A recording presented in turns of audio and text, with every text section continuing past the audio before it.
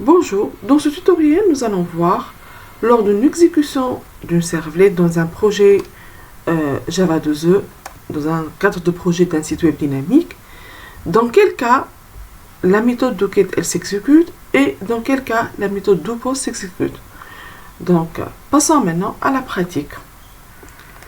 Voilà, si vous vous rappelez bien, dans la vidéo précédente, on a créé notre site web dynamique. Et dans la partie src main Java, on a créé notre première servlet qui s'appelle control. Et on a choisi dans la servlet d'ajouter, bien sûr, le constructeur. C'est primordial, hein, son existence. Et on a ajouté deux autres méthodes, le doGet et le doPost. Ou le constructeur, bien sûr, qui existe ou qui n'a pas un grand effet ici. Voilà. Bon, j'ai oublié de vous dire une information très importante dans la vidéo précédente. Lorsque vous créez un projet comme ça, donc vous devez faire, on crée le projet, puis on arrive ici dans le serveur, on clique avec le bouton droit de la souris, Add and Remove, et on ajoute notre projet au serveur.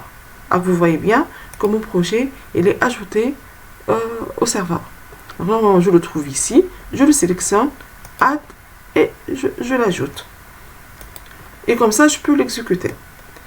Maintenant, on va voir doGet quand elle sera exécutée et doPost quand elle sera exécutée. C'est pour ça, je vais modifier un peu le code. Vous voyez bien, par exemple, que doPost, elle prend le même code que doGet. Donc, je vais enlever tout ça et je vais donner un autre code. Mais, voyons voir doGet. doGet, elle prend deux paramètres, request et response. On a déjà utilisé response. Response, elle permet d'afficher des résultats. On sait bien que l'exécution d'une servlet, c'est une page web. Une servlet, elle va devenir une page web sur le serveur. D'accord? Et si on veut afficher sur cette page web, on doit utiliser le paramètre response. Donc ici, maintenant je vais changer l'affichage donné par response. Je vais dire appel de la méthode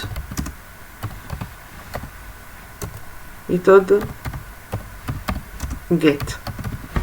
Voilà. Et aussi, de la même, post, elle prend un paramètre request, un paramètre response. Je répète encore une fois, response, elle est utilisée pour afficher des informations sur l'exécution de servlet. L'exécution, c'est une page web. Donc, je vais prendre tout ça. J'ai expliqué tout ce code dans la vidéo précédente. Et je vais l'écrire ici. On est juste appel de la méthode post. Donc, à chaque fois que la méthode est appelée, on va avoir cet affichage. Voilà. Et c'est la première chose à faire. La deuxième chose, je vais passer à SRC. On a dit que SRC main Java, on met des classes Java. Et ici, SRC main web app surtout. Web app. Donc, SRC et web app. Sous web app, on met les produits web. À savoir HTML, JavaScript, CSS, JSP. C'est pour ça que je vais créer une page JSP. Donc, je vais cliquer avec le bouton droit de la souris, New.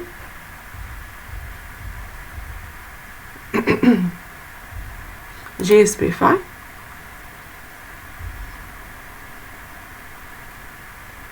Donc, j'attends un peu. Je vais le nommer index. Index.jsp. Next. Vous voyez bien qu'il utilise le HTML5. Donc, c'est bon. Voilà. Ici. Donc, je peux donner un titre national. Information, par exemple.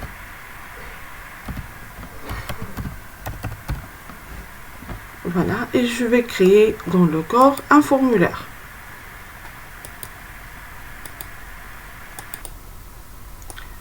Voilà. qu'est-ce que j'ai fait dans cette page index exactement? J'ai changé le titre, information client, et puis dans le corps, j'ai créé un formulaire. Le formulaire, il envoie ces informations à la servlette. Vous voyez bien le URL mapping qu'on a changé, qu'on l'utilise après dans les URL. Donc le nom de la servlette, c'est son URL mapping. Nom de projet, et puis le URL mapping de la servlette. Ici, la méthode d'envoi, elle est post. Combien on a des composants dans ce formulaire? On a un premier composant, un deuxième, un troisième. Introduire la matricule et type number ou name mat. Introduire le nom et type texte ou name nm. Introduire le salaire, type texte ou name SA. Le name, il est très important. À chaque fois qu'on ajoute un composant dans le formulaire, on doit mentionner le name. Finalement, j'ai ajouté en bas deux boutons. Bouton pour la validation de type submit et bouton pour annulation de type reset. Donc j'enregistre et puis je vais faire l'exécution. Donc je clique avec le bouton droit, Run as, Run on server. J'attends un peu. Voilà. Maintenant, si je vais valider, vous voyez bien que la servlette, elle est appelée et quelle méthode elle était exécutée? C'est la méthode post. Vous voyez bien le message de la méthode post. Maintenant, si j'appelle ma servlette à partir de la barre d'adresse, à partir de son URL, donc c'est la méthode get qui était exécutée. Vous voyez bien, lorsque j'appelle la servlette à partir de son adresse, c'est la méthode get. Si j'appelle la méthode via un formulaire, et le formulaire, si vous remarquez bien, la méthode d'envoi des informations pour ce formulaire est post. Donc à chaque fois que j'appelle ma servlette à partir de formulaire où j'ai précisé dans la méthode d'envoi post, vous voyez bien l'appel de la servlette et la méthode post. Dans ce cas, c'est la méthode post qui s'exécute. Voilà, on est arrivé à la fin de cette vidéo. Je pense que maintenant la méthode post et la méthode get, son mode d'exécution est bien expliqué. Merci pour votre attention.